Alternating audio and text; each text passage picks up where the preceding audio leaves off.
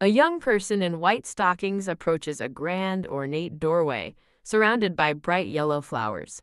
The narrative introduces the commander of the Royal Knights, a formidable figure in shining silver armor. Next is a long-haired mage in a blue robe, a scholar who has unraveled the mysteries of magic. Finally, a man with an eye patch and haunting blue eyes emerges from the shadows, chains looming behind him. The world's hierarchy is established, extending even to the ruler of the underworld who governs the shadows. A butler and maid stand nervously as an unseen person angrily demands to be left alone. The same unseen voice cruelly insults a trembling maid, telling her to get out of sight, even as kinder thoughts are expressed. A hand reaches out in dismay as the crying maid is led away, leaving the speaker to exclaim in shock. A woman with brilliant red hair stares in horror, realizing she's cursed to speak with a vile and rotten mouth. Desperate for a solution, she's startled when a glowing pink window suddenly appears before her. The window reveals her mission: achieve complete synchronization to become the perfect Belinda and deactivate the Belinda translator. In a moment of pure relief, a chibi Belinda realizes there is a way out of her predicament. Her hope fades as the silent system window offers no clue on how to progress, prompting her to beg for an answer. A voice from outside asks Lady Belinda for permission to enter, startling her as she quickly agrees. While maids prepare her in a white gown, she thoughtfully repeats the name Shuval. She remembers that Belinda had an older brother, recalling a family portrait with obscured faces. Determined to understand her new family, she decides to gather information during the upcoming dinner. A maid announces she is ready, and Belinda's expression is one of quiet resolve.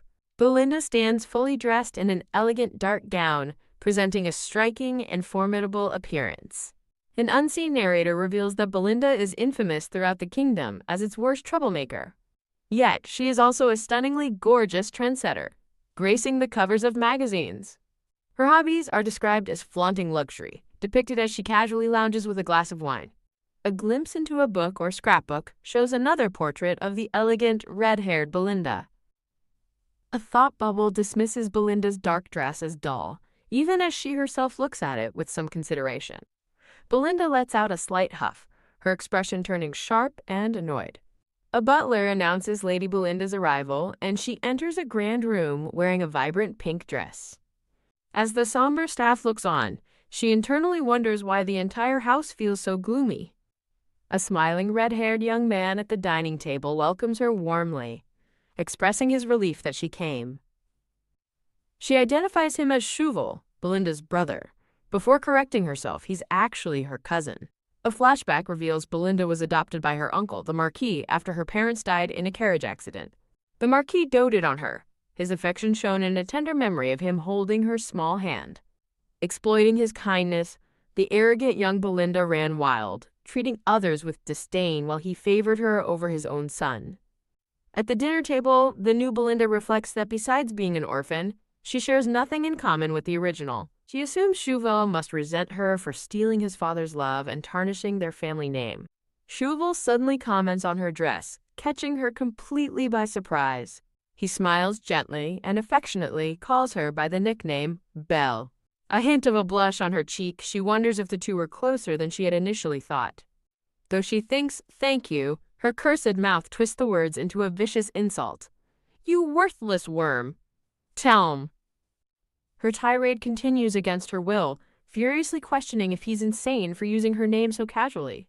Shuval starts to apologize, but she cuts him off, telling him to shut up while she panics internally over her runaway mouth. As she yells at him again, Shuval begins to cry with a soft sniffle. Realizing this is bad, she desperately decides to stuff her own mouth with meat to stop the verbal assault. Feeling helpless in the tense dining hall, she internally pleads for the Marquis to intervene. Shuval slams his hand on the table, his demeanor shifting as he coldly asks why his dear sister is throwing another tantrum.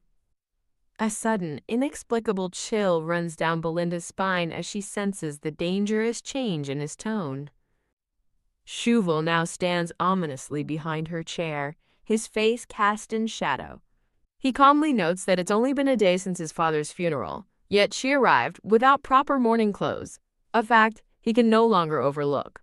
As lightning seems to crackle in the air, she processes his words in shock, wondering whose funeral he meant.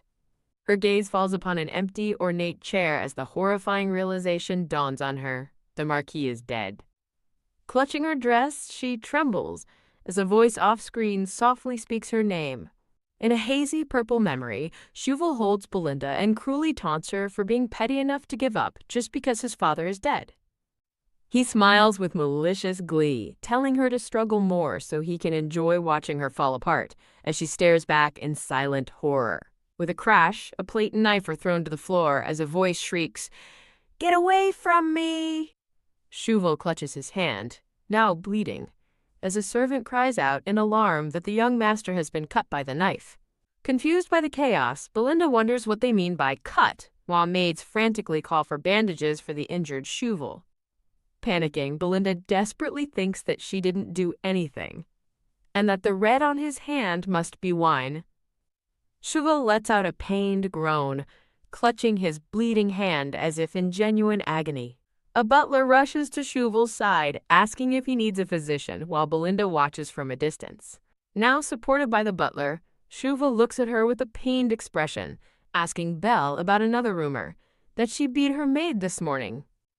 As the staff whispers that she's completely insane, Belinda feels the weight of their judgment upon her. Condemned by the shadowy figures of the entire household, she's vilified for attacking the young master and disrespecting the late Marquis. Standing utterly alone in the grand hall, she realizes with dawning horror that she has no allies in this house. The reality of her situation sinks in. Her only protector is dead, and her cousin is a manipulative psychopath. Seeing her reflection in a golden spoon, a new thought forms. She wasn't born into privilege, but was merely gold-plated. Later, in her opulent room, Belinda lets out an exhausted sigh while reading a newspaper. The headline praises the generous Shuval for covering her debts, and she scoffs at the public image of a kind brother defending his wicked sister.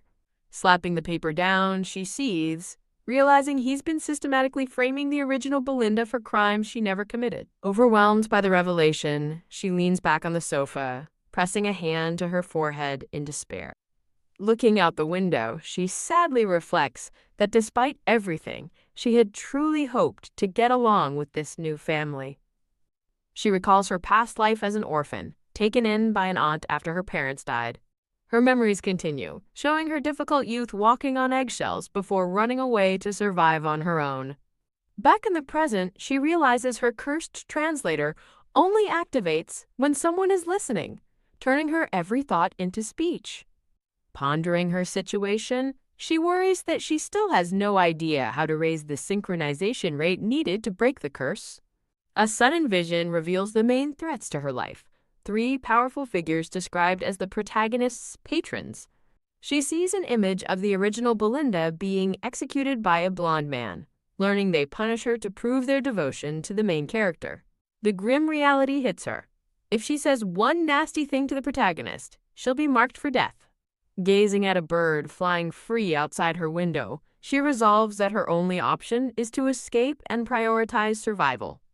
Her escape plans are interrupted when she's startled by an older woman and a small boy at her door, announcing they've brought someone to attend her. Confused, Belinda listens as the woman explains that since her last maid resigned, this orphan child will be her temporary replacement. The woman presents the small, disheveled boy, explaining that Shuval brought him in as an act of charity and instructs him to greet Belinda. With no system window in sight, she internally curses its uselessness while trying to maintain a calm facade before the boy and the woman. Deciding to investigate on her own, she nonchalantly picks up an ornate hand fan. The boy looks up, revealing stunningly bright blue eyes and a sweet, innocent face that shines with a gentle light. "Pah, dumb!" Her heart skips a beat as a purple aura of shock surrounds her, completely captivated by how adorable he is. She mentally swoons over his jet black hair and puppy-like eyes, realizing this adorable child must be the protagonist. While her mind calls him an angel, her cursed mouth betrays her, coldly remarking, "What a beastly sight." As the head maid takes her leave, Belinda panics, realizing she's about to be left alone with the boy she just insulted. She tries to ask his age, but the translator twists her simple question into a rude interrogation. "How many damn years have you lived?" The boy startles but answers nervously, stating that he's 9 years old this year. An involuntary, menacing smile spreads across her face as her inner voice simply repeats, "Adorable." The terrified boy hiccups, and Belinda internally despairs over her uncontrollable, villainous expression scaring him. His heart thumping with fear, she calculates that with him being 9, she has only 6 months until the main story begins. Hiding her complicated feelings behind her fan, Belinda thinks that seeing his face is enough. She can now leave without regrets. The small boy simply stands there, looking up with a sad and lonely expression. He hesitantly calls out to her, breaking the silence and catching her by surprise. Eager to prove his worth, the boy proudly declares that he can clean very well, even scrubbing floorboards until they shine. He continues listing his skills, from making furniture sparkle to hanging laundry, desperate to be useful. With his back to her, the small boy promises Belinda he'll do anything she asks. Tears welling in his bright blue eyes, he clutches his shirt and begs her to please let him work here. His desperate plea seems to strike a chord with Belinda as she quietly utters, "Ah." A flashback reveals her past life. A woman collapsing onto a bed in a Spartan room, exhausted from a joyless and grinding existence. But even in that bleak world, she found a small joy, smiling at a cute, "Happy Birthday" message on her phone from a sweet, illustrated character. Back in the present, Belinda realizes with a gentle smile that if she abandons this child, she'd regret it for the rest of her life. She resolves to walk away without looking back in 6 months, while the sad-faced boy sits below, unaware of her plan. Staring ahead with determination, she reaffirms her decision to say goodbye in 6 months, without any lingering feelings. She asks the boy for his name, but he startles and replies that he doesn't have one, leaving her utterly shocked. Suddenly, a massive pink system window materializes in front of the startled Belinda. The window announces a new quest, to give the star of the hero a name, offering temporary guardian status as a reward. Hiding a blush behind her fan, she internally calls him her squishy baby and eagerly accepts the quest. The boy looks up in disbelief, nervously repeating the word, "A name?" Belinda flushes, amazed that the day has finally come to say the name she's chosen, and prepares to announce it. Though she thinks of the strong name Leo, her cursed mouth twists it into a teasing insult. "It's Little Nutty." An acorn bonks the boy on the head as he stares blankly, repeating the word, "nut." While a dejected boy stands in the background, she smugly asks how he likes his new name before realizing her catastrophic mistake. She internally panics, demanding to know who dared call her Leo Little Nutty, as a system window prompts her to enter a name. Officially christened Little Nutty, the small boy begins to cry, wiping tears from his eyes. Belinda frantically tries to undo her mistake, but a system error declares editing is impossible as she curses the lousy system. In a Lion King parody, she imagines holding him aloft, wishing for Leo to grow brave and strong like a lion. She laughs aloud, thinking Little Nutty is a perfect fit, while inwardly screaming that he's a lion, not a mouse. Trying to call him Leo, her mouth instead demands an answer from Little Nutty, who tearfully accepts his new ridiculous name. She lets out a furious internal scream, cursing the translator, which prompts a system warning to comply with the all-ages rating. In an imaginary spotlight, she collapses in despair, blaming her cursed mouth for ruining everything. The newly named boy looks up at her, utterly bewildered. Finally alone in a simple room, he flops onto the bed with an exhausted sigh. As he sleeps, he recalls how terrifying Lady Belinda was, her menacing, red-eyed glare haunting his thoughts. In his dream, he sees his old, dirty clothes being disdainfully presented in a frame. The nightmare continues as a furious Belinda yells about the dirt he's brought into her room, even as he sits in a luxurious bubble bath. Thump. Her tone softens as she places a rich chocolate cake before him, ordering him to eat it to fix his pitiful twig-like limbs. Now clean and dressed, he hesitates before the dessert, nervously asking if she really wants him to eat something as black as coal. Belinda's furious reaction makes him immediately retract his words, stammering that it's nothing. He braces himself and takes a bite, figuring he can just swallow the spoiled food without tasting it. His eyes fly open in shock as he discovers the cake is incredibly sweet. He happily devours the delicious food, feeling himself plump up while Belinda watches approvingly from behind her fan. Looking upon a gentle, glowing vision of Belinda, he reflects tenderly that he even has a name now. A grim flashback shows a cruel man dismissing his request for a name, saying, "Hey," or "you," is all he deserves. Sitting up in bed, he clutches his chest, cherishing the thought of having his very first name. He fondly remembers the delicious pastries and thinks about how she gave him a job and a name. Lying back down, he decides that even if she's terrifying, she might not be a bad person and vows to serve her well tomorrow. Drifting into a peaceful sleep, he wonders what might happen if he keeps trying his best. A brown-haired boy with freckles walks into the room and introduces himself as Toma, his new roommate. Little Nutty is thrilled to introduce himself by name for the first time, while Toma internally notes his strange luck. Toma scoffs, remembering harsher days for apprentices, and decides this newcomer needs to be taught the bitter taste of social life. At first, Toma dismisses it, but when Little Nutty presses him for an answer, he gives in. In a final cute panel, a chibi Belinda sips tea, lovingly calling Little Nutty her sweet baby and vowing to make him chubby and cuddly. In a bleak flashback, a younger Little Nutty is dragged down a hall by a man he calls Director, begging to avoid solitary confinement. The director grabs the crying boy, berating him for slacking off, while the boy desperately insists he wasn't. A chubby boy accuses him of sleeping in his room, but Little Nutty weakly explains he was just too tired. His pleas are met with a shout of, "No excuses!" followed by the sound of a sharp blow. He's thrown onto a wooden plank in a dark space and ordered to reflect on his selfishness until morning. Bang! The door slams shut, leaving the terrified boy alone in the darkness. Alone, he cries, wishing he had a mom like another boy, Hayden, so he wouldn't have to endure this. He tearfully vows that if he had a mother, he would strive to be the kindest child in the world. Back in the present, a doctor informs Belinda that the boy's recent change in environment has caused him significant stress. The doctor adds that the boy hasn't been sleeping well, and Belinda listens with a grave expression. After the doctor departs, she sits alone by the bed, her head bowed in silent contemplation. A system window reveals the boy's pitiful stats and a critical stress level of 90,100, labeling him no brain. Overcome with guilt, Belinda covers her face, realizing she had no idea how much he was suffering. She looks at the feverish boy, regretting that she hadn't been more careful not to frighten him. Frustrated, she wishes she could raise the synchronization rate faster or had kept him away from her entirely. She feels lost, admitting to herself she doesn't even know the true ending of the story she's trapped in.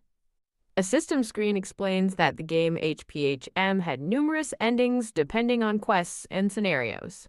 In fact, new endings were released every month, creating a vast number of possibilities.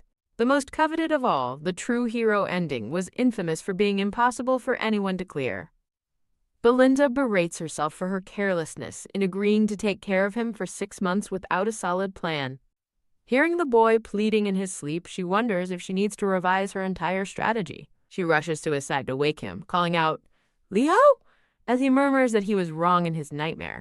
Still trapped in his dream, he begs the director for forgiveness while Belinda touches his sweaty forehead, realizing he's having a nightmare. Gently trying to wake him, she calls his name again, but he only murmurs the beginning of a word, "Mo." Her gloved hand rests gently on his cheek as he sleeps. He whispers the full word, "Mom," and Belinda's eyes widen in utter shock. Still dreaming, the boy calls out for his mom, his small hand reaching up into the air. He grasps at nothing, desperately asking where his mother is. Deeply moved, Belinda looks down at him, her previous cold resolve beginning to shatter.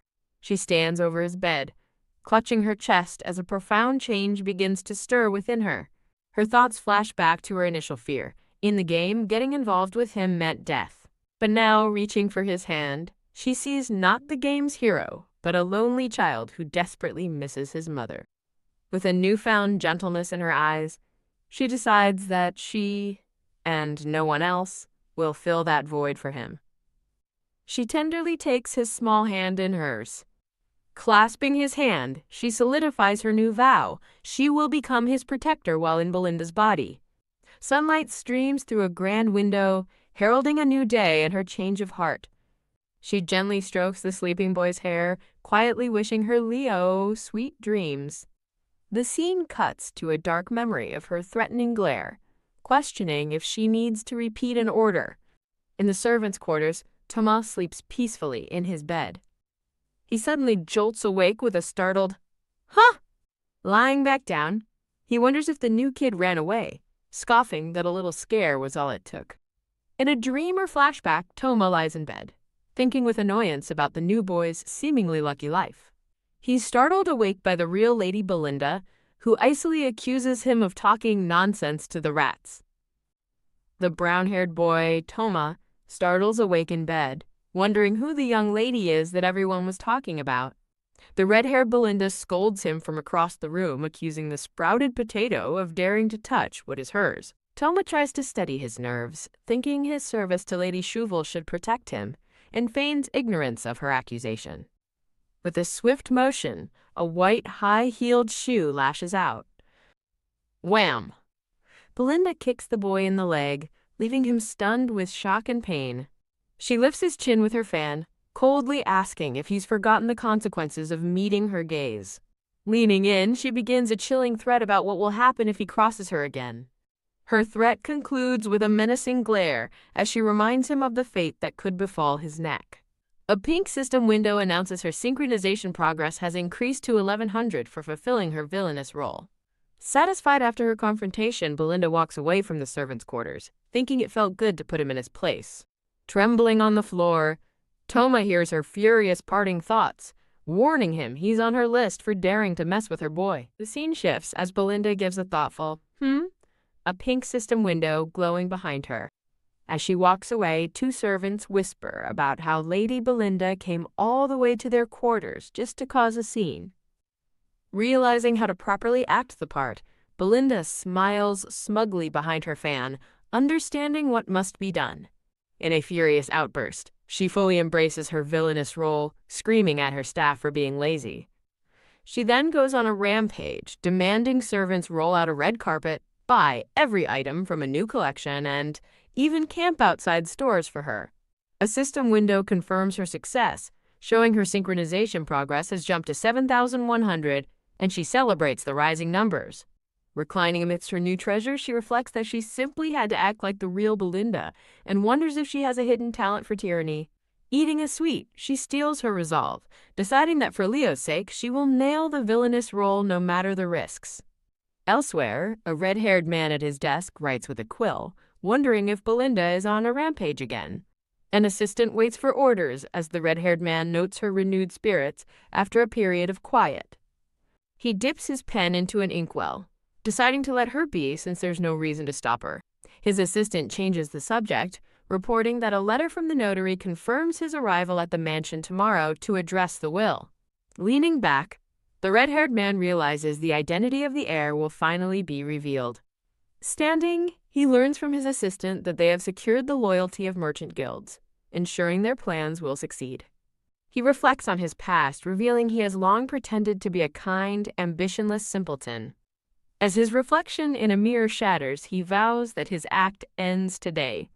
He muses about arranging a marriage for his little Belle, deciding a sterile husband would be best since she dislikes children.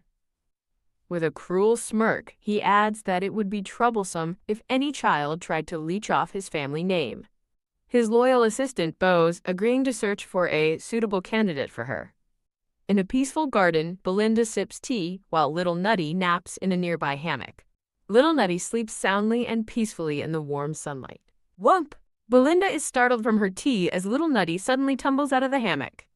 Panicked on the ground, The boy blames the comfy hammock for falling asleep, but Belinda coolly replies, "That was the point." As he apologizes profusely from the floor, she chides him for his lack of etiquette.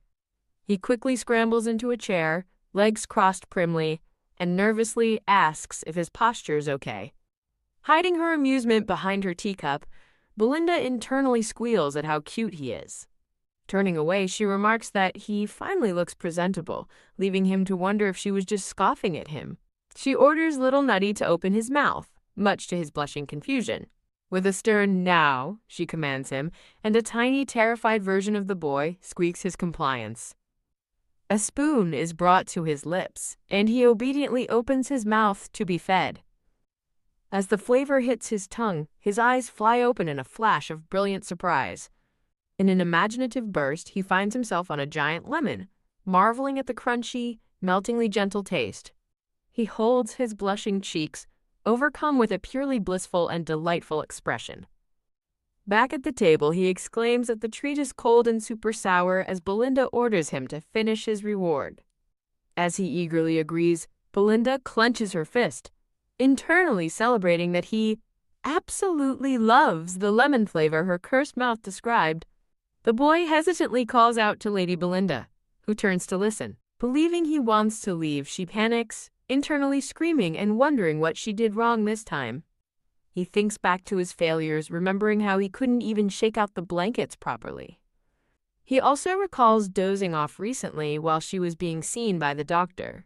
As he starts to explain, Belinda looks on with a deeply concerned and confused expression. With his head bowed in shame, he calls himself a useless servant who hasn't been able to serve her properly. She finally understands that he was trying to prove his worth, which is why he seemed so dejected when she took away his chores. A hand gently pats his head, causing his eyes to widen in complete shock. He looks up to see Lady Belinda patting him, utterly bewildered by the unexpected kindness.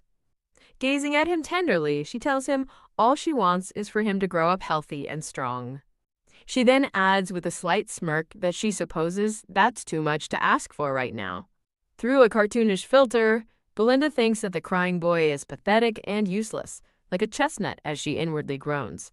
Returning to reality, she presents him with a lavish dessert spread, ordering him to eat everything and bulk up. She explains that only by growing strong can he be useful to her, promising to work him like a dog by her side forever. A close-up shows Belinda's determined expression as she internally vows to do her best. Misinterpreting her threat as a promise, the boy beams with joy, vowing to eat his best and become a super useful giant chestnut.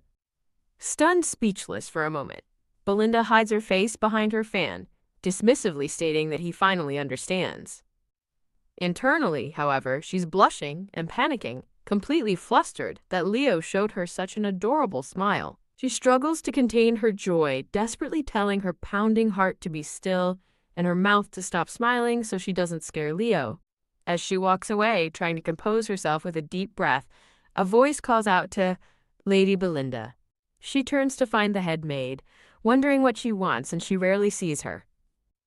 The head maid informs her that the young master, Cheval, is urgently looking for her, much to Belinda's annoyance. Outraged at being summoned, Belinda refuses to go, telling the maid not to interrupt her precious time with Leo. The maid clarifies that Cheval's summons is about the will, and Belinda's expression shifts with sudden interest. The scene changes to a grand hall where a maid complains about her aching legs while polishing the floor. The same maid wrings a cloth, lamenting that she had to stand outside a store since dawn and wonders how much longer she has to suffer. Another maid starts to gossip about Lady Belinda's lineage, but stops short when she sees Belinda herself walking nearby. The maids quickly hush each other, terrified that the lady might have overheard their conversation.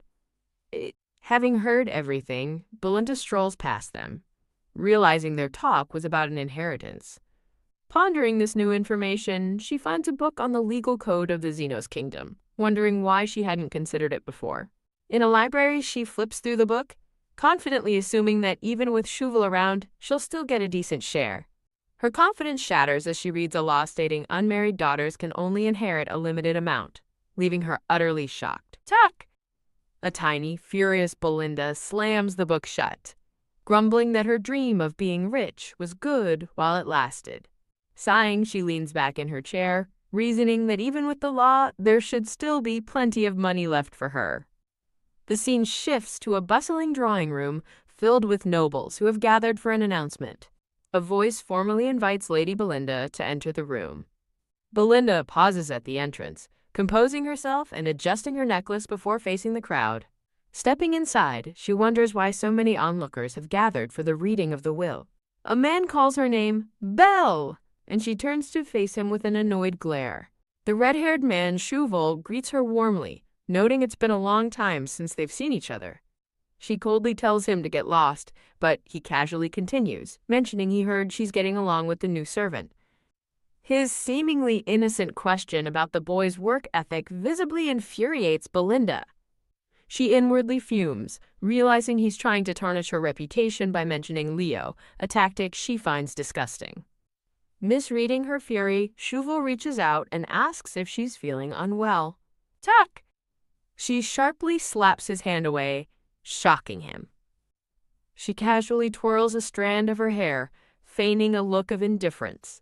Realizing her reputation is already shot, she decides to use this opportunity to raise her synchronization rate instead. Shuval smirks and takes her hand, deciding to play along with her act and properly tease her.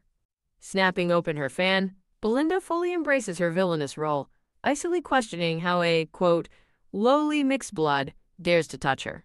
In the sudden silence, she presses her attack, asking if he plans to stain her with his dirty blood, leaving him speechless. Shuval's expression hardens as his eyes flash with intensity, surprised by her bold confrontation. They hold a tense stare-down, with Belinda noting that he isn't one to reveal his true colors so easily. After a tense moment, Shuval turns and walks toward the front of the room. He turns back with a pleasant smile, welcoming her and inviting her to join him. Together they stand before a notary, their backs to the crowd of nobles, ready for the will to be read. The notary stands and swears an oath to speak only the truth according to the will. He certifies that the document contains the deceased's final, unaltered wishes. He begins reading from the will, which speaks of protecting the family's honor and passing that duty to the next generation, showing a portrait of the family. Shuval wears a confident, knowing smirk as the will is read. An onlooker whispers that Lord Shuval is the obvious heir, being the Marquis's biological child. Shuval smugly thinks that he never had any interest in becoming the head of the family anyway, as another guest scoffs at his arrogance. The notary begins reading Belinda's inheritance, as she impatiently thinks that her share is all that matters. He announces her inheritance is 100,000 gold, leaving Belinda utterly stunned by the amount. Onlooking nobles gossip that 100,000 gold won't last a year and the East Annex is a ruin, while Shuval smirks. Belinda blankly repeats the number 100,000 gold in her mind, still processing the news. In a mental flash, her brain goes into full operation, calculating that 100,000 gold is enough to live worry-free for 977 years. The notary continues, revealing she also inherits townhouses, a forest, and a beach, much to her surprise. As the notary adds a mine and the contents of a personal vault to her inheritance, Shuval's face twists in shock. The notary concludes that all the assets are bequeathed to Belinda as her marriage dowry. Belinda realizes with dawning horror that she must get married to receive the massive inheritance. In a flash of dark rage, Shuval silently seethes, realizing his father thwarted him, even in death. A mysterious man in a black mask observes the unfolding drama from within the crowd. The masked man calmly sips his red wine, his thoughts remaining a secret as he watches the scene. The scene transitions to Belinda sitting alone in a luxurious, sunlit dressing room. Sipping tea, Belinda reflects that her dowry amounts to a staggering 40% of the entire family fortune. She recalls the conditions. Her marriage partner will be chosen with her input, and she'll inherit after being married for 1 year. Another crucial clause is revealed. If she dies before inheriting, all assets are returned to society, not to the family. Belinda smiles with relief, realizing this provision means Shuval has no reason to harm her. A maid watches Belinda, wondering why she isn't using this opportunity to immediately find a husband, though admitting she has no plans to marry either. Puzzled by Belinda's inaction, the maid calls out to her, announcing that everything is ready. Belinda turns away, deciding to set aside her complicated thoughts for the time being. She declares that there's something far more important to attend to right now. The head maid proudly presents Leo, now dressed in a stylish and fashionable new outfit. Gasping internally, Belinda thinks he's incredibly cute and that this is the real Leo she knows. Leo shyly asks if he can accept the clothes, but Belinda coolly states it's for her own dignity. When she asks if that's all, the head maid flashes a sly grin, promising there's more. Assistants roll out racks of new arrivals, and an excited Belinda orders Leo to try them all on. Leo models an outfit with an 11-layer frill, which Belinda finds irresistible and immediately decides to buy. Flex! Overcome with excitement, Belinda goes on a massive shopping spree, ordering them to bag entire sections of the store. Blushing, she realizes her sense of money is going numb and considers stopping for the day.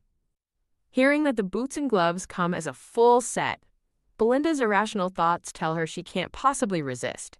A system window suddenly appears, announcing her synchronization value has increased, leaving her confused. Leo timidly calls out to Lady Belinda from across the room. Seeing him sitting dejectedly amongst piles of boxes, Belinda panics, worrying that her excitement made him think she was bullying him. She quickly clears her throat, trying to regain her composure after her shopping frenzy. Outside, the shopkeepers weep with joy as they wave goodbye, thanking her for the massive sale. Belinda and Leo take a leisurely stroll through a beautiful garden in front of a grand white building.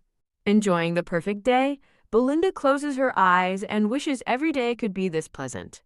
Holding a large ice cream, Leo calls out to her, exclaiming in awe at the huge building before them. Belinda's peaceful mood evaporates as she stares at the building, realizing this is the place from the game.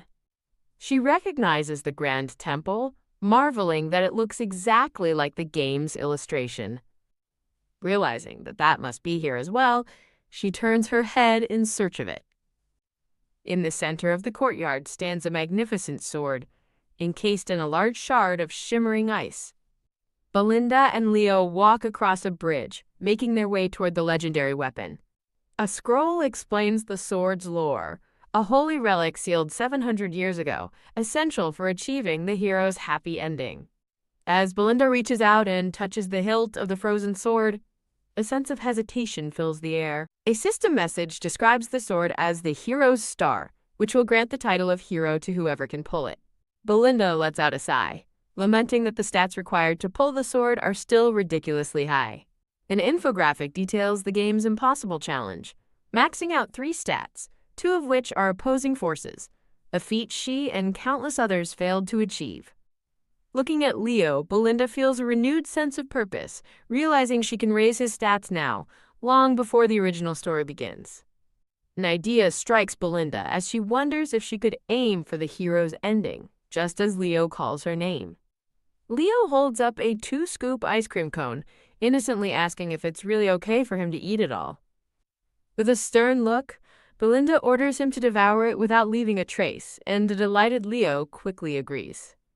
Looking out over the grounds, Belinda reminds herself that she has to leave in a few months anyway.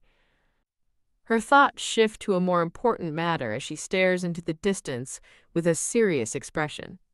She recalls how in the game she always pursued the clear-cut happy ending, which involved the hero wielding a glowing sword. Looking at Leo, she realizes the future she's planning for him is not one he chose for himself. As she gently wipes his face with a handkerchief, Leo looks up at her, still eating his ice cream. Kneeling before him, Belinda decides that no matter the ending, Leo's happiness is the only true ending that matters. Returning to the mansion with Leo and the maids, a butler welcomes Lady Belinda back home. Belinda orders a bath, but the butler apologetically stops her, saying something has come up. He informs her that a guest has been waiting, leaving Belinda with a questioning look. Standing before a grand set of doors, she scoffs at the idea of a guest, knowing the original Belinda had no friends. As the doors open, she glares forward, suspecting the visitor was either a mistake or sent by Chauvel. A mysterious man in a dark cape and a black mask stands in the sunlit room, his back turned to her. The masked man mistakes her for Lady Blanche and Belinda notes his deep voice with annoyance. Facing the tall, imposing stranger, she racks her brain, wondering if a character like him ever existed in the game.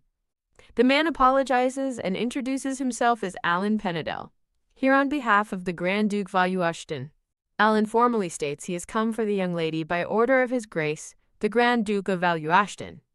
Spotting a familiar crest on his shoulder, Belinda realizes he truly is from the infamous Northern Grand Duke's house. A game interface appears, detailing an ending where Leo joins the Valuashton Ducal Knights, an option she recalls is fairly easy to achieve. She remembers the lore. The Valuashton family guards the continent's northern barrier against demonic beasts, earning them the title of Demon Grand Duke. The chilling rumors resurface in her mind. The current Duke wears a mask to hide a hideous face and slew his own family to seize power. Alan stands perfectly still, his masked gaze fixed upon her.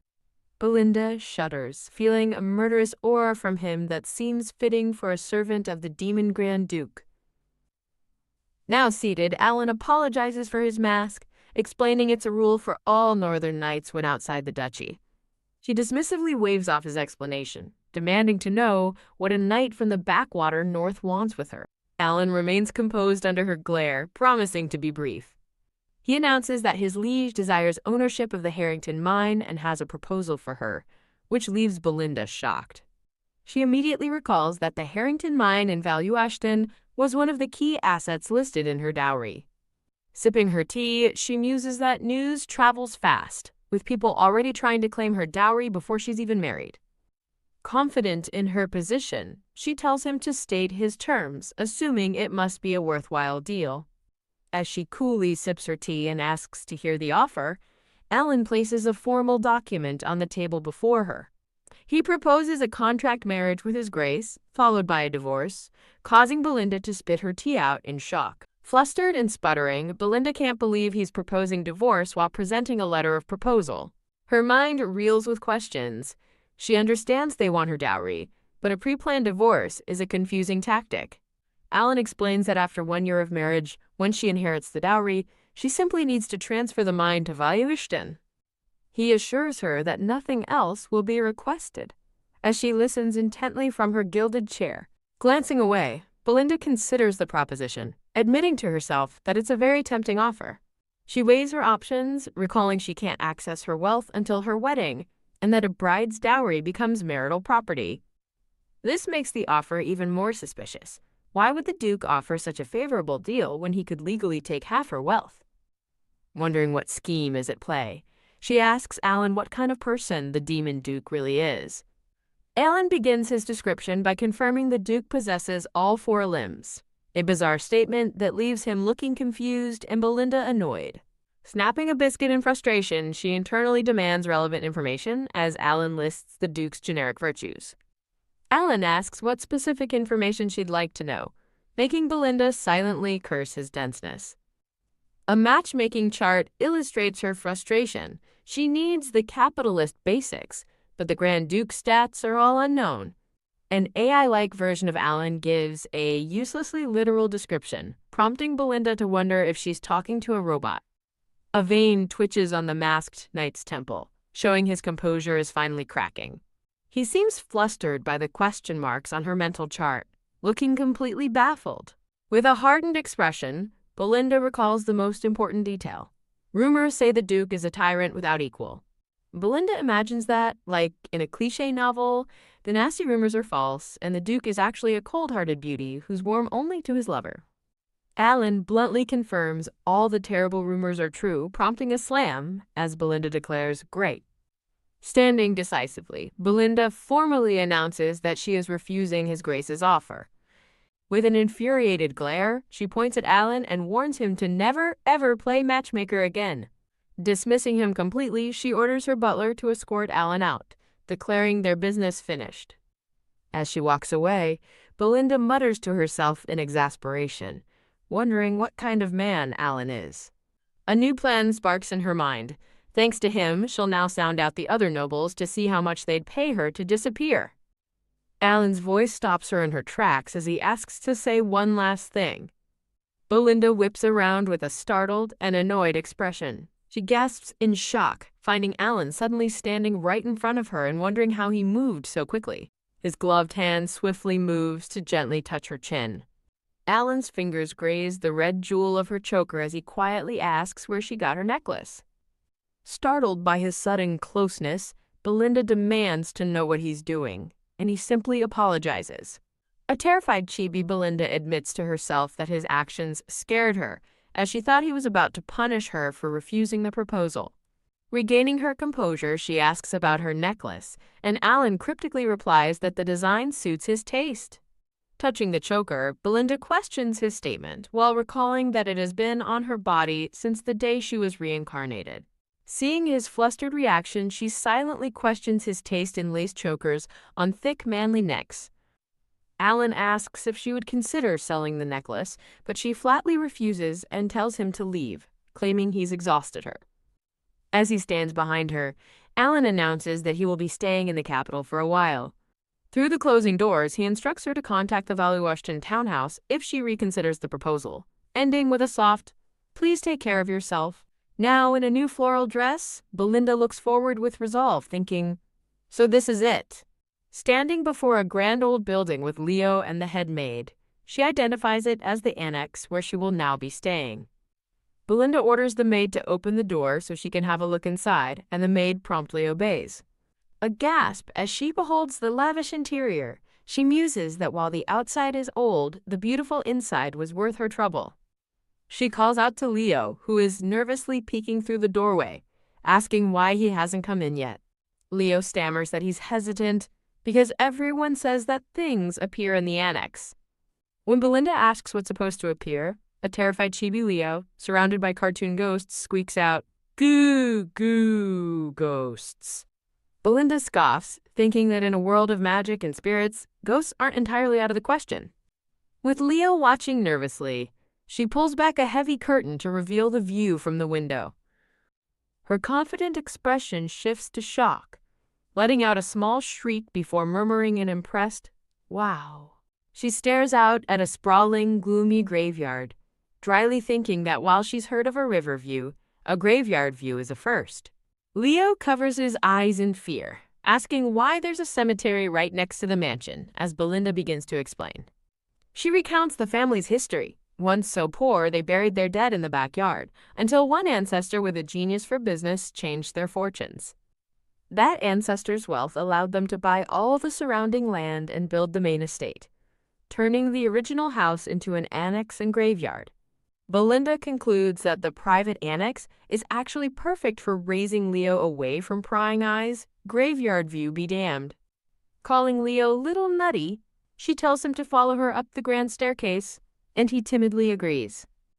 At the top of the stairs, before a set of ornate double doors, she announces that this is the solitary cell where he'll be staying. Leo looks up in confusion, asking what a solitary cell is and fearing it will be like the dark storage room at his orphanage. As Belinda opens the doors, Leo clasps his hands and desperately prays that there won't be any ghosts inside. He steps into a bright, sunlit room, completely stunned. Looking around at the opulent bedroom, Leo stands in disbelief, still trying to process her words about a solitary cell. His eyes land on a teddy bear and rabbit plushie, realizing the room looks just like the one a friend named Hayron used to dream about. Timidly pointing, Leo asks Lady Belinda if she might have opened the wrong room by mistake. Belinda glares, asking if he dares to dislike it, causing a panicked Leo to quickly insist that's not it at all. A small, unreadable smile crosses her lips as she thinks to herself that the whole situation doesn't feel real. Announcing she's tired, she dismisses Leo to do as he pleases for the rest of the day, and he quickly agrees as she walks away. Left alone in the magnificent room, Leo looks around in a daze, wondering if it's truly okay for him to stay in such a wonderful place. A close-up shows his face, flushed and overwhelmed with emotion. Overcome with joy, Leo dives face first onto the plush, soft bed. Sitting stiffly on the grand bed, Leo frets about messing up Lady Belinda's furniture and decides it's time for sleep. Under the soft glow of the moon, Leo sleeps peacefully in the enormous canopied bed. As the wind rattles the window, Leo lies awake, feeling all alone in the vast, dark room. Click! Unable to sleep, Leo quietly opens his door and peeks out into the hallway. He finds Belinda awake in her own bed, propped up against a mountain of pillows while reading a book.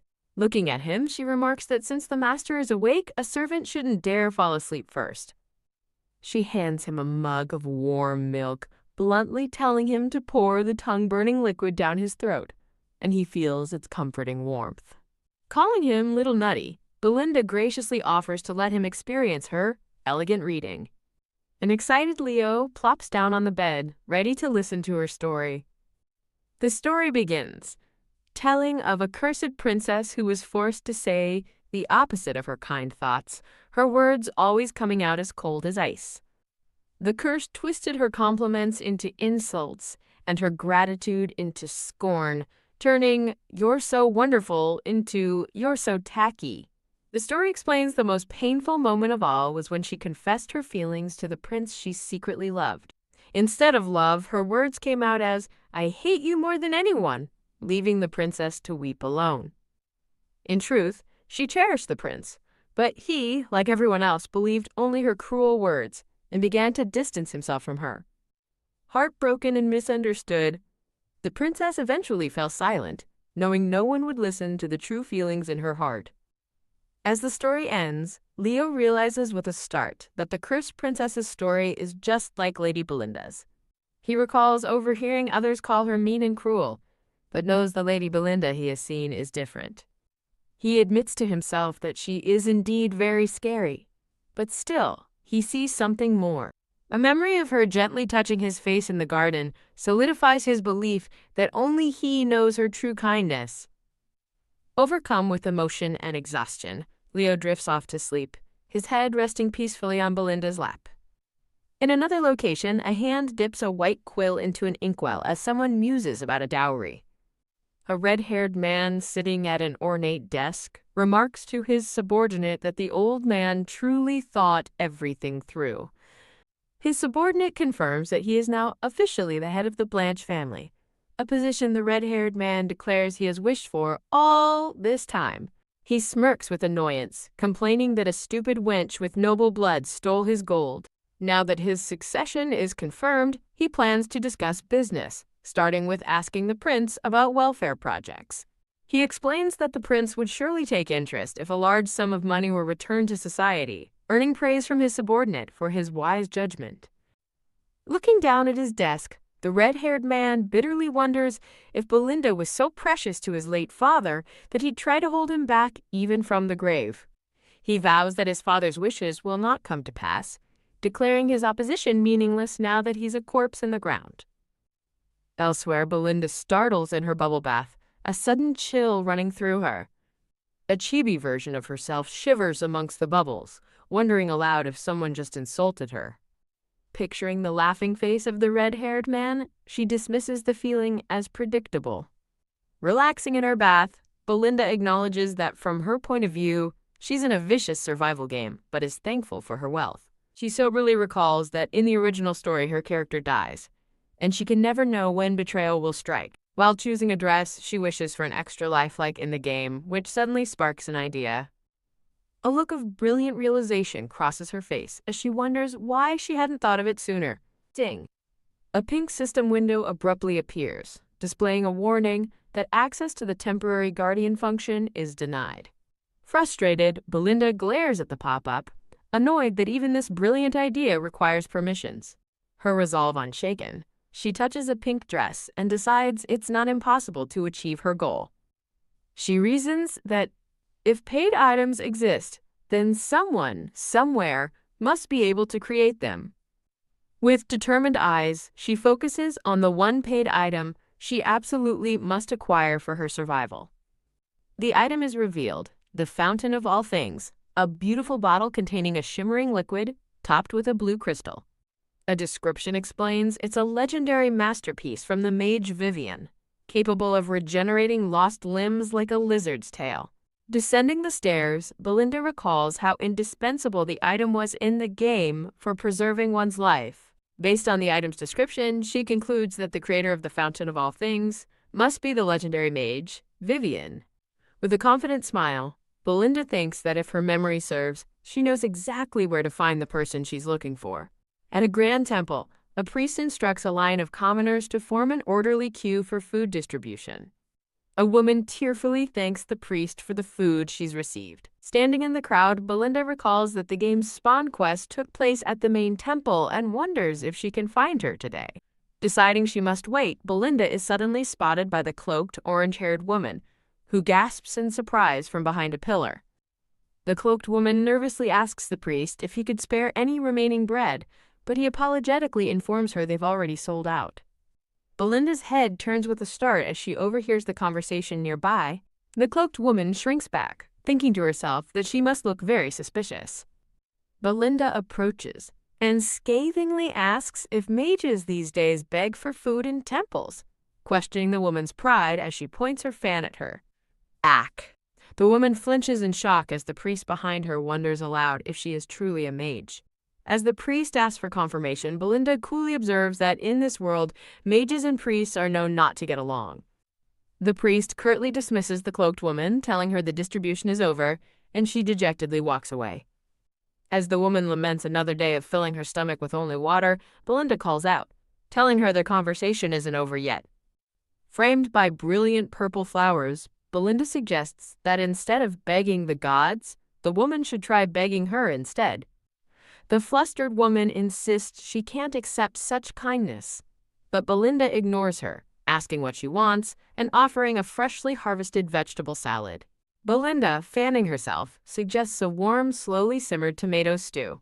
The hooded, orange-haired woman reacts with wide-eyed shock as Belinda mentions a premium, juicy steak. In a flash, the woman grabs Belinda's hands, eagerly asking if she heard her correctly. Her hood falling back to reveal her orange hair and glasses, the woman clasps her hands together and ecstatically asks if Belinda really just said beef. A magnificent plate is shown, featuring a perfectly cooked steak with asparagus, tomatoes, and mashed potatoes. Now seated at a fine dining table, the orange-haired woman holds her knife and fork with sparkling eyes, eagerly announcing that she's digging in. Watching the woman eat with gusto, Belinda muses that for an herbivore-looking girl, she eats well, joking that she'd be a mukbang star in Korea. Her gaze drifts to the woman's hair, and she thinks to herself that Vivian's hair was also orange. Belinda recalls the lore from the game. Vivian appears as a colorless ghost who died of starvation, and her quest is called the Tragic Genius Mage's Final Regret, making it impossible to meet a living Vivian in the game. She realizes this is her only chance to meet and revive a living Vivian. As the happy woman savors her meal, Belinda thinks that this is her chance to gain an extra life. Belinda gets her attention by calling her orange head, and the startled woman stammers a reply. Later, Belinda questions a nervous woman with orange hair and glasses about two items, the lighthouse of the falling star and twin migratory bird's nest. The woman explains they are popular magic tools, supposedly invented by Mage Bruno, though she hints that in truth their origin is a secret. Terrified under Belinda's gaze, the woman stammers that she knows nothing more.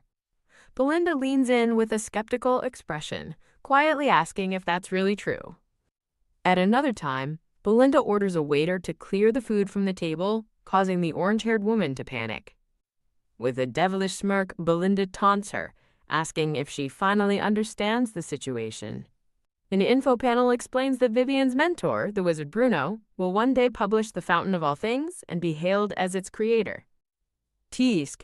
Belinda closes her fan, thinking she only knows the truth because the game's description called the item Vivian's masterpiece. Belinda calls for the waiter to clear the food, causing the orange-haired woman to leap up in a panic, begging him to wait. Belinda asks if she made the item.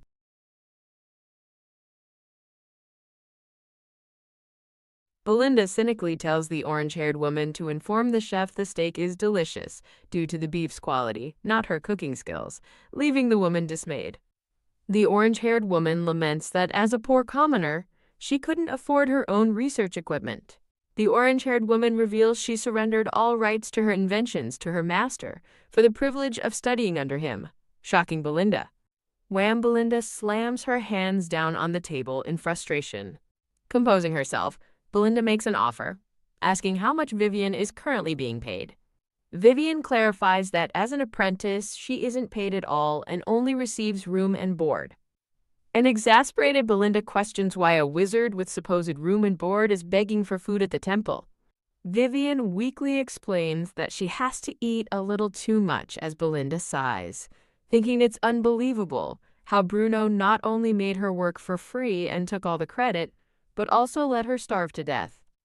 Vivian smiles gratefully, saying that thanks to her master, she's able to research all she wants. She concludes with firm loyalty that she could never betray him. Belinda looks on with a complicated expression, thinking that as a commoner, Vivian likely had no other choice but to rely on her master. She reasons that she can't just ignore the situation, otherwise Vivian will starve to death, just like in the game. With a pained expression, Belinda thinks that while she didn't want to go this far, she has no choice. Belinda smiles kindly and says she understands, promising not to stop her if that's what she wishes. A confused Vivian looks on as Belinda tells her that if she ever wishes to change the owner of her collar, she should seek out Belinda Blanche of the Blanche family. Standing proudly amidst a backdrop of roses, Belinda declares that unlike Vivian's master, she is kind to competent and obedient dogs. The scene shifts to the Grand Blanche estate.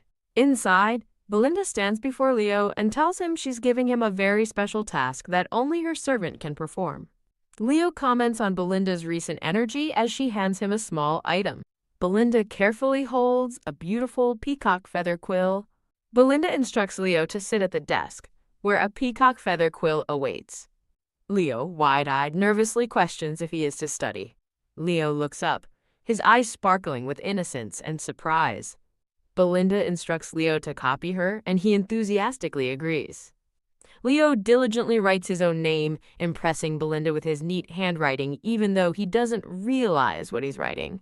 Belinda, in chibi form, proudly observes Leo's excellent progress. Leo looks worried as Belinda announces he will learn 3 words daily and take weekly tests. Belinda playfully threatens to smack Leo's head if he fails, making Leo blush and beg her to forget the last time. A few days later, Belinda dismisses Leo from his studies, telling him he's done for the day, and he happily agrees. Chibi Belinda wonders why cleaning makes Chibi Leo so happy, but concludes that less stress is good for him. Leo tiresomely wipes his forehead as his status window reveals his current low stats, including Little Nutty as his name. Belinda observes that Leo's intelligence and divine power have increased slightly. Belinda recalls a day before the Holy Sword, regretting that she never asked Leo about his dreams. Belinda reflects that for a child like Leo, without adult support, even dreaming is an act of courage. Belinda and Leo ascend stairs together, step by step, as Leo confidently runs ahead. Belinda wishes that someday Leo will have the strength to make his own dreams real. Belinda resolves to raise Leo's stamina, divine power, and mana stats to 100 each. Belinda realizes she needs help raising Leo's divine power and mana, thinking Vivian would be perfect for magic but hasn't contacted her. Belinda, frustrated that Vivian hasn't responded, decides to visit the Mage Tower herself soon. Belinda begins gathering study materials in a library, wondering what Leo might enjoy reading. Belinda looks surprised as she examines an old book, realizing something important. Belinda finds a surprising book titled Abilities That Shone in the History of the Kingdom. Belinda ponders the nature of abilities as she reads the book. A hooded figure is shown radiating power as text describes how those with abilities react and change the world differently. The book introduces Ophelia, a white-haired woman with a nurturing ability, surrounded by animals in a field. The nurturer ability allows plants and animals to grow astonishingly healthy and special. Belinda is shocked to see the Blanche family crest on the document, realizing someone in her family also had an ability. An abstract visual represents an ability to control unseen, unknowing, and will-less forces. Belinda ponders if an ability controlling such unseen forces truly deserves to be called the ability of the throne. Chibi Belinda exclaims wow, finding the ability incredibly cool despite not fully understanding its meaning. Belinda reads that abilities are inherited and appear in childhood, dismissing the idea that she could have one without anyone knowing. Belinda stands in a grand hallway, observing that it looks like it will rain all night. Belinda thinks about putting Leo to bed, then notices a mysterious silhouette of a man in the distant hallway. Belinda questions the identity of the silhouette man, wondering if it's a servant, as she had instructed them not to come upstairs. Lightning flashes brightly outside a window, illuminating the stormy night. The reddish-brown-haired man greets Belinda, calling her Belle, which shocks her, and she identifies him as Chevelle. Chevelle asks Belinda about her marriage business. Chevelle smiles, revealing that many replies to Belinda's marriage proposals have arrived and that her plan to divide assets in case of divorce was a clever move. Chevelle asks Belinda if she truly believed her plans alone would keep her safe. Belinda looks distressed, visibly trembling. Belinda's hand trembles as she desperately thinks she needs to leave, but her body remains stiff and unable to move. Belinda internally tells herself to calm down and deal with the situation calmly. Belinda coldly tells Chevelle he has thick skin for intruding without her permission. Chevelle smirks confidently at Belinda. Belinda flinches as Chevelle asks about the brat she's been clinging to. Chevelle observes with a smile Belinda's apparent devotion in feeding and dressing Leo. Chevelle reminds Belinda that he personally chose and sent Leo to her, leaving her to wonder about his intentions. Belinda stands with two maids as Chevelle ominously mentions her previous maids. Chevelle, standing by a rainy window, asks Belinda about her future husband and points out that if she dies after inheriting, all her assets will go to her husband's family. Chevelle, the reddish-brown-haired man, questions Belinda if her future husband could truly be her ally, his remark landing with a talk. Chevelle leans in close to the red-haired woman, mockingly telling her she's foolish for still trusting people, after all she's endured, and needs to learn suspicion. The red-haired woman's hand trembles with a quack, as she realizes her unease towards Chevelle initially felt like disgust.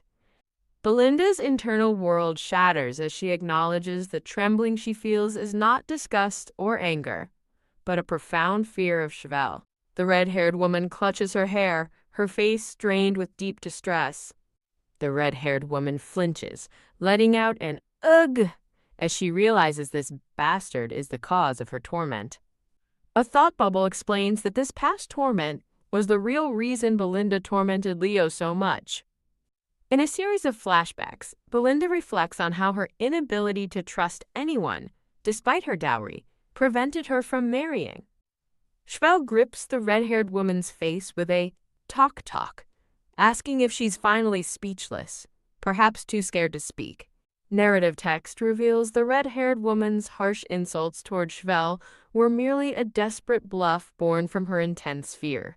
Belinda's purple eye gleams with a determined glint as she prepares for something more. The red-haired woman suddenly kicks Chevelle in the backside, ripping his pants with a loud payak. Chevelle cries out ugh in shock and pain from the unexpected attack. Belinda, with a fierce expression, declares that the fear she experiences is not her own, but Belinda's, as she continues to push Chevelle with impactful payak and JJAK sounds. Chevelle coughs, blood splattering from his mouth and forehead as he recoils from the assault. Belinda stands confidently, commanding Chevelle to leave everything to her, while a small chibi character thanks readers for their support. Chevelle falls to his knees, exclaiming, "Ugh," as Belinda stands over him. A chibi character thanks readers for supporting the chapter. Belinda clutches a book, confronting Chevelle, who lunges at her as she furiously asks if he has lost his mind with a hyok sound. Belinda stands resolute with purple lightning flashing around her, while Chevelle freezes in shock, letting out a miomshit sound. Chevelle mockingly challenges Belinda to hit him, implying she cannot, but Belinda confidently retorts that he, as a half-breed, knows his place. Belinda reassures Chevelle, telling him she will call a doctor and reveal the truth of what transpired.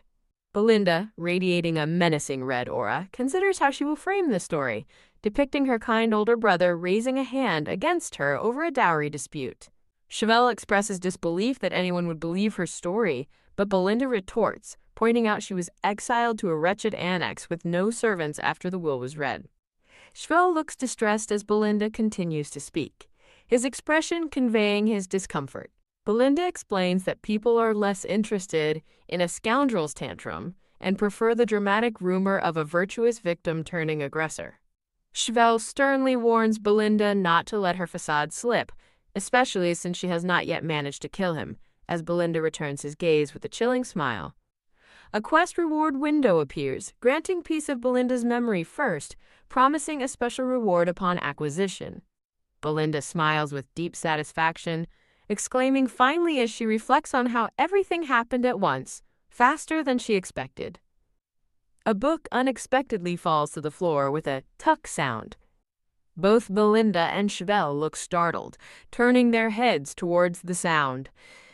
Leo stands wide-eyed in the doorway, as a panicked voice calls out, "Leo!" Chevelle looks back, his expression turning grim as a red aura emanates from him with a TTAK sound. Belinda's hand firmly clasps Leo's small hand, a powerful Teop-peak sound symbolizing their connection. Belinda stands protectively in front of Leo, who peeks from behind her, her stance resolute with a sook sound. Chevelle lets out a PFFT, his smirk returning despite his injury. Chevelle throws his head back, laughing mockingly at the sight of Belinda protecting Leo. Chevelle observes that Belinda has found something precious, stating that people grow stronger when they have something to protect, making Belinda realize she let her guard down with a JAAC sound. Chevelle addresses Leo, asking his name. Leo begins to answer with a nervous I, but Belinda quickly orders him not to respond. A chibi character provides a promotional message. Chevelle, with a sinister smile and a yoke sound, states, "Let's go!" As Belinda and Leo stand together, Chevelle's red-bordered thought bubble reveals his twisted joy that Belinda found something precious, making it all the more worth taking away. Belinda walks away, holding Leo's hand, who looks up at her with concern, their steps making a SSOG sound. Belinda, with a determined expression, asserts that Chevelle hasn't even managed to kill her yet, while Leo wonders why Lady Belinda would say something like that. Leo, looking worried, wonders if Lady Belinda had a fight with the head of the family. A close-up shows Belinda's hand trembling, a deal sound, as Leo thinks, "Lady Belinda." Leo looks up with determined blue eyes, resolving to be the one to protect Lady Belinda. Belinda stands outside a grand estate, ensuring no one is around. Belinda looks concerned, her hand to her mouth with a jalgoon sound, realizing she must be more vigilant about Leo's safety after Chevelle saw him. Chibi Belinda proudly reflects on her badass performance, realizing she's truly cut out to be a video game villainess. Belinda stands in a cemetery, thinking that now is not the time for such thoughts. Belinda looks surprised, her hand to her mouth in a gesture of shock. Belinda's long, flowing red hair is viewed from behind, surrounded by pink floral patterns. Belinda expresses surprise and hope that the sparkling, translucent system window announcing a special memory piece reward will grant her something useful. Belinda's face shows a subtle smile as she anticipates discovering what the special reward entails. A monochromatic, high-angle view reveals a grand estate interior filled with elegantly dressed people, as a small, red-haired girl stands alone near a staircase. The red-haired girl, clutching a black umbrella, walks out into the pouring rain in front of the grand mansion, with a loud SWAAA sound of rain. Huddled under her umbrella, the red-haired girl cries quietly with a sob, sniffle. A red-haired man, seen from behind, also weeps in the rain, emitting soft hic sob sounds. The red-haired man turns, asking if the girl is crying, then gasps in shock and falls back, exclaiming he saw a GHO after being startled by the small figure of the red-haired girl. The red-haired girl, with pigtails and an umbrella, looks shocked amidst flashing lightning, thinking, "A ghost!"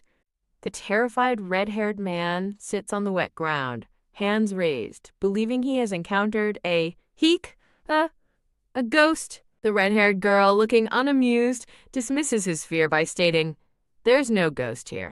The red-haired man appears flustered, sighing, at the realization that adults like him believe in ghosts more than children. The red-haired man claims his tears are merely raindrops, to which the red-haired girl, holding her umbrella, replies that she will pretend to believe him.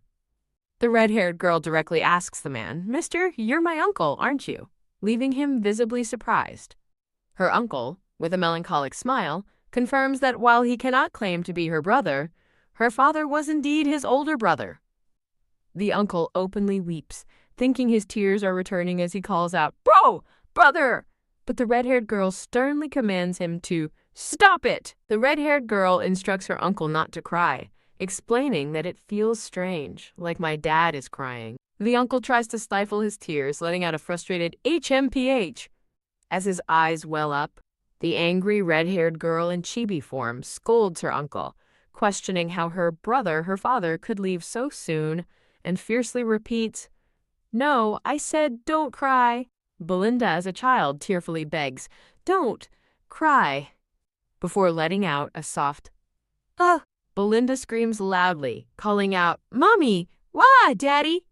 As her uncle looks on in surprise, Belinda and her uncle embrace, both crying and calling out, "Brother and Mommy."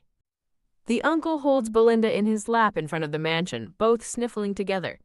The uncle offers comfort to Belinda, telling her, "Here, HMPH, go ahead," but she continues to cry out, "Wah." The uncle apologizes for showing such a pathetic sight, and Belinda reassures him, saying, "It's okay."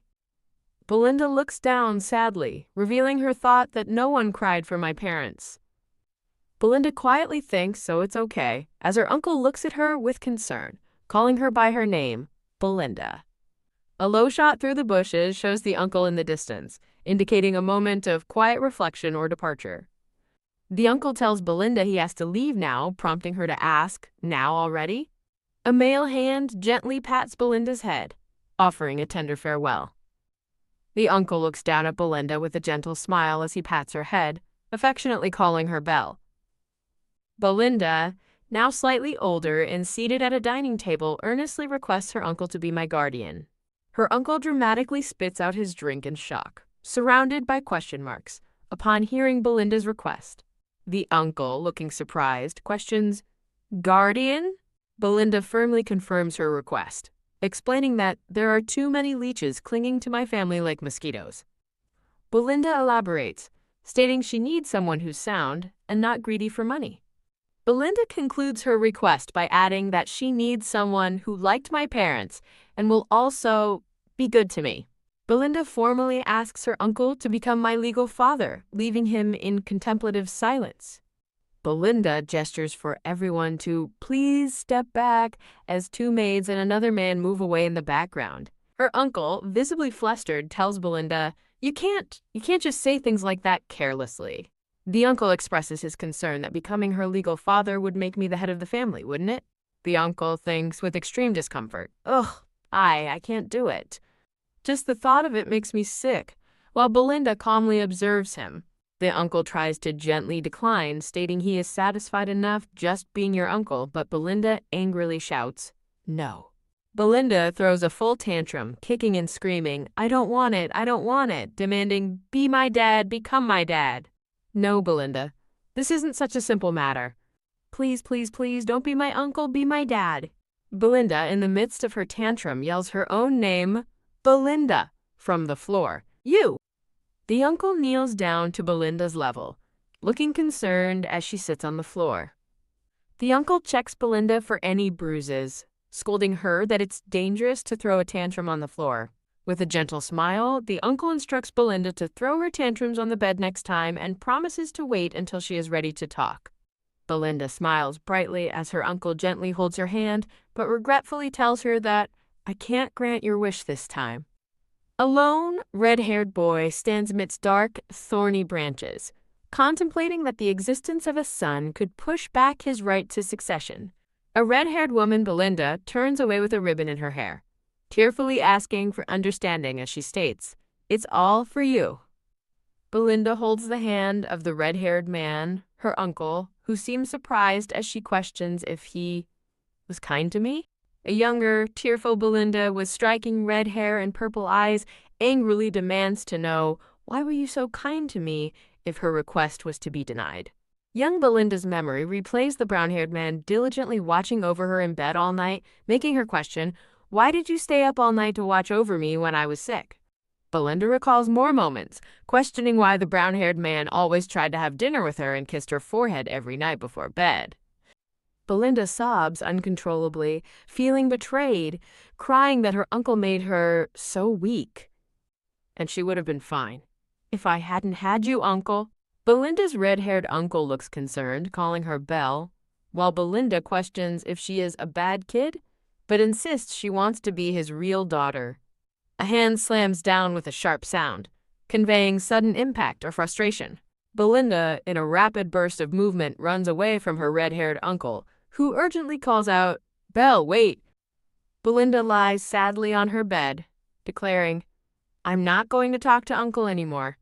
A gentle knocking is heard at the door, followed by a soft voice calling, "Belinda." The red-haired man, Belinda's uncle, stands by the door, calling out her name, "Belinda." Belinda's red-haired uncle, with a solemn expression, reflects on having told her about his wife who died giving birth to our daughter. "Didn't I?" Belinda's red-haired uncle, with a tearful eye, confides that he doesn't think of her as his niece, but as the daughter I lost along with my wife. Belinda lies, facing away, in an ethereal space, thinking with melancholy. Is that not enough? The red-haired man, Belinda's uncle, stands by a window, looking troubled and deep in contemplation. The red-haired man's eyes widen in dawning realization, accompanied by a soft sound of clarity. A chibi Belinda peeks mischievously from behind a wall, asserting, "I don't believe it." Chibi Belinda, with a determined expression, demands proof that I have become Uncle's real daughter to truly feel at ease. Belinda's red-haired uncle gently explains that while he is confident as a guardian, he may not be a good father. The red-haired man appears surprised as Belinda reassures him, "That's okay," confessing she can't promise to be a good daughter either. Belinda passionately pleads with her uncle, her eyes welling up with tears as she gently clasps his hands. Belinda's red-haired uncle smiles warmly, conceding defeat and acknowledging, "Really, I can't win against you." The red-haired man presents adoption papers to Belinda, calling her Belle and confirming their new official family status. Belinda's red-haired uncle further assures her that the position of the family's official heir is definitely yours. Belinda embraces her red-haired uncle tightly, both sharing a tender, emotional moment. Belinda and her red-haired uncle share a joyful and loving hug, both smiling blissfully. A red-haired woman with long, flowing hair walks alone through a desolate graveyard, her back to the viewer. The red-haired woman, touching her head, questions if she is experiencing Belinda's memory. The red-haired woman clutches her head in distress, an intense wave of confusion or pain washing over her. A hand holds up an ornate locket containing a picture and the inscription, "To my precious Belle," causing the red-haired woman to whisper, "Uncle." A black-haired boy stands nearby as the red-haired woman tries to calm herself, reminding herself that these are Belinda's feelings, not my feelings. The black-haired boy turns, startled, asking, "Lady Belinda?" which makes the red-haired woman gasp. The black-haired boy, looking flustered, thinks to himself that he must have been away for too long. The black-haired boy looks confused, stammering, well, while Belinda looks at him, wondering what he is trying to say. The black-haired boy suddenly dashes away, exclaiming, "Just a moment," leaving the red-haired woman behind. The red-haired woman looks downcast, thinking, "Did I make a scary face again?" The black-haired boy carefully puts away a handkerchief, still appearing shy. The red-haired woman, crying, questions what the black-haired boy is talking about. A close-up shows a single tear rolling down the red-haired woman's cheek as she expresses surprise, asking, "Since when was I crying?" The red-haired woman reassures the black-haired boy that these aren't my tears, they're really Belinda's tears. The black-haired boy, looking distressed, thinks to himself, "He must have worried after seeing me cry." A chibi red-haired woman affectionately pats the head of a chibi black-haired boy, calling him such a good kid. The chibi red-haired woman covers her eye, saying, "Oops," and claiming, "Just some dust got in my eye," to hide her tears. The red-haired woman offers the handkerchief to the black-haired boy, stating, "Let me handle this handkerchief," to which he responds with a hesitant, "Ah, The red-haired woman, Belinda, looking quizzical, asks, "A guest, you say?" After explaining she borrowed the handkerchief from one and needs to return it. A tall masked figure, the red-haired man's uncle, arrives and declares to Belinda and the boy, "You don't have to return it." The masked man is revealed as Sir Penadel, prompting the red-haired woman to realize, "What? You were the guest?" Sir Penadel, the masked man, seriously requests a moment of her time. Belinda, the red-haired woman, and a black-haired man sit in a grand room, and the black-haired man asks why she has returned. Belinda, the red-haired woman, responds that she came to ask him to reconsider his decision. The masked man, Sir Penadel, states that His Excellency commanded prioritizing the young lady's conditions. Belinda, the red-haired woman, crosses her arms with a stern expression as Sir Penadel mentions the condition of handing over the mine's ownership. Belinda reflects on their persistence despite rejection, realizing they covet the Harrington mine and recalling her visit to understand the Grand Duke's intentions on the day Sir Penadel visited. Belinda continues her thoughts, highlighting that Harrington is the continent's sole mine producing high-grade mana stones, showcasing glowing raw mana stones in mine carts. Belinda, the red-haired woman, addresses someone, likely Sir Penadel, with a formal "sir." Belinda's thoughts reveal that within the Harrington mine lies a gate connected to the demon world, showing a dark, corrupted mine entrance with dark tendrils. Belinda's thoughts explain that demonic energy from the gate mutates minerals into mana stones and surrounding creatures into demonic beasts, depicting a fearsome wolf and an orc-like monster. Belinda further thinks that the Blanche family granted exclusive demonic beast hunting rights to the Valois-Sten family while profiting from selling mana stones, with images of overflowing treasure chests. Belinda, the red-haired woman, questions how the reclusive Valois-Sten could possess a kingdom-wide merchant group, unlike the Blanche family. Belinda, the red-haired woman, thinks about the Archduke, who lacks sales routes, questioning his motive for wanting mine ownership, while Sir Penadel, the masked man, is shown. Sir Penadel, the masked man, declines to reveal the information, stating he cannot tell her about it. Chibi Belinda, the red-haired woman, glares, thinking that he won't tell her easily, while a chibi masked man remains silent. Belinda, the red-haired woman, looks troubled, contemplating that she would normally chase him out, but Shubal's recent activities are concerning her. Belinda recalls the game's various endings for her character, noting numerous instances of accidental death. Belinda questions if those supposed accidents were truly just simple accidents, as a sinister red silhouette with a smiling face looms. Belinda thinks she needs a powerful backer, a high-ranking noble, strong enough to oppose Shubel and the Blanche family. Belinda then considers needing a capable knight for 24-hour protection, wondering if Valois-Sten is truly her only option, as Sir Penadel, the masked man, observes her. Belinda's gloved hand places a small, ornate container into another gloved hand, with a soft click indicating her agreement. Belinda, the red-haired woman, puts on glasses, confidently stating she will review the contract due to the Archduke's earnestness. Belinda, wearing glasses, is revealed to have received lie detector glasses as a special reward for obtaining a piece of her memory, which is part of a good child-making 4-piece set. The narration explains these glasses are a default item when playing as Ophelia, showing a silver-haired woman Ophelia with a black-haired boy Leo. Belinda, wearing glasses, reflects on never using the item in the game due to its disregard for the protagonist's rights. But now, stuck in this body, she reassures herself it's fine as she's not using it on Leo. Belinda, wearing her glasses, decides to use them to determine if the Grand Duke is trustworthy, looking directly at Sir Penadel, the masked man. A heartbeat monitor graphic appears above Sir Penadel, the masked man's head, accompanied by a sound. Chibi Belinda, wearing glasses, looks surprised, asking why a heart monitor suddenly appeared, while Chibi Sir Penadel looks on inquisitively. Belinda, the red-haired woman, wearing glasses, asks Sir Penadel again for Valois-Sten's true purpose in wanting the mine. Sir Penadel, the masked man, states that he cannot accept the proposal without knowing the Grand Duke's purpose and reveals the Grand Duke wishes to seal the mine, surprising Belinda, who questions sealing a valuable asset.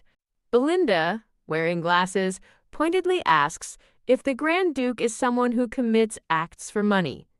Belinda, wearing glasses, asks if the Grand Duke is a lecher. Sir Penedel, the masked man, denies both, and the heart monitor displays his responses as true. Belinda, the red-haired woman wearing glasses, appears frustrated, wondering if her lie detector glasses are malfunctioning due to Sir Penedel's stoic nature. Belinda, wearing glasses, intently asks if Grand Duke Valois truly killed her family and usurped their titles, prompting a slight widening of Sir Penedel's eyes. Sir Penedel, the masked man, looks at Belinda, still wearing glasses, and asks why she would inquire about such a matter. Belinda, the red-haired woman, wearing glasses, looks intensely at Sir Penedel, demanding an answer. Sir Penedel, the masked man, closes and then opens his eyes, which now glow red, as he grimly confirms that it is the truth. Grand Duke Chesser, an unmasked black-haired man, stands by a grand window, looking out with his back to the viewer. Grand Duke Chesser's gloved hand gently places Sir Penedel's mask onto a cushioned stool with a soft tap. Belinda, now solemn and wearing glasses, ponders if Grand Duke Valois truly killed her family and usurped the title. Grand Duke Chesser's gloved hand grips his shirt collar tightly, looking distressed. Grand Duke Chesser, unmasked and with red eyes, stares blankly, clutching his collar in anguish. Grand Duke Chesser, with blue eyes, stands composedly beside an ornate white birdcage. Grand Duke Chesser's gloved hand gently reaches towards a mechanical bird inside the cage, with a soft whirring sound. A close-up reveals the intricate mechanical bird in the cage, its gears visible, accompanied by clicking and winding sounds. Grand Duke Chesser, the black-haired man, looks serious as he hears fragmented sounds, perhaps like a name, from the mechanical bird. The mechanical bird, with its wings spread, excitedly greets Grand Duke Chesser, proclaiming his full title. Grand Duke Chesser looks at the mechanical bird in the cage, questioning why it's only contacting him now and expressing his concern. The mechanical bird, looking apologetic, replies that this is precisely why it is contacting him now, while Grand Duke Chesser thinks that's not what he meant. Grand Duke Chesser, arms crossed, asks the mechanical bird if it's managing well as his stand-in, to which the bird replies about struggling through paperwork daily. Grand Duke Chesser expresses a wish to be reborn as a high noble with loyal subordinates in his next life, and the mechanical bird, Penedel, tells him he is noisy. The mechanical bird, Penedel, asks Grand Duke Chesser if he is resting well, expressing concern. Grand Duke Caesar questions if he is expected to rest until mold and mushrooms sprout on his body. Grand Duke Chesser states he got a job, prompting a surprised yes reaction from an unseen party. The mechanical bird, Penedel, reacts with wide, shocked eyes and a huge yes upon hearing Grand Duke Chesser got engaged. Penedel looks utterly aghast, mouth agape, as it hears Grand Duke Chesser got a new job and is getting married. The narration explains that before a verbal promise to transfer the Harrington mine from the late Marquis Blanche, the situation wasn't complicated. The narration continues, stating that because the Marquis died before signing, the mine became Lady Blanche's marriage dowry, a frozen asset, picturing a red-haired woman in a wedding gown. The mechanical bird, Penedel, senses something bad has happened and declares it will go to the capital immediately. Grand Duke Chesser, by the birdcage, tells Penedel to stop talking nonsense and investigate Belinda Blanche, as she will become Our Lady. Grand Duke Chesser looks thoughtful, inwardly wondering about Lady Blanche's true nature. Text describes Lady Blanche as a tall, hulking figure, able to defeat beasts and enemies with a glare, shown with a fierce red-haired woman. The mechanical bird, Penedel, excitedly recalls how they once tried to guess Grand Duke Chesser's ideal type. Grand Duke Chesser points and jokingly promises to push for an engagement with such a lady if he meets her in the capital. A quick sound accompanies Grand Duke Chesser's gloved hand dismissively gesturing, telling the mechanical bird to just leave it. A sound marks the mechanical bird shrinking and deactivating within the elegant cage, becoming small and still. Grand Duke Chesser stands by the now silent bird cage, relieved that it's finally quiet. Grand Duke Chesser looks solemn, pondering the concept of marriage. Grand Duke Chesser observes the red-haired woman, Belinda Blanche, at a gravesite, musing that the kingdom's greatest villainess he met was different from the rumors. Grand Duke Chesser, now partially masked, watches the red-haired woman quietly mourning, questioning if the vast difference between rumors and reality implies intentional slander. Grand Duke Chisar, unmasked, seriously contemplates that someone went out of their way to smear Belinda's name.